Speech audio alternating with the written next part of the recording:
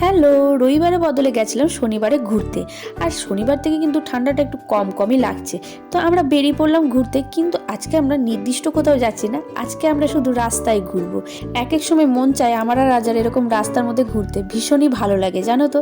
আর মনে মনে তখন এই গানটা আমি করি, এই পথ যদি না শেষ হয়।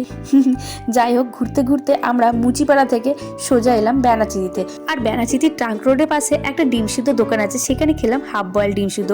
আমার হাফ বয়েল ডিম সিদ্ধ খেতে দারুণ লাগে, তো আমি আর পকু মিলে খেলাম দুটো, আর রাজা খেলো সেখানেই ঝাল মোমো।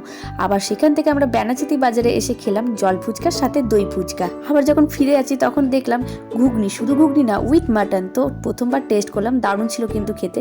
আর সবার লাস্টে খেলাম মিষ্টি, তাও আবার সাহা সুইট থেকে, খুবই দাম করা, কিন্তু আমার কিন্তু দারুণ লাগে সেখানকার মিষ্টি খেতে। আমি খেলাম গাজর হালুয়া, পকু খেলো এক রকমের মিষ্টি, আর রাজা খেলো গাজর হালুয়ার সাথে রসমালাই। মনে হয় শনিবারটা আমাদের জন্য ছিল খাবার দিবস। তো চলো গাইস, টাটা।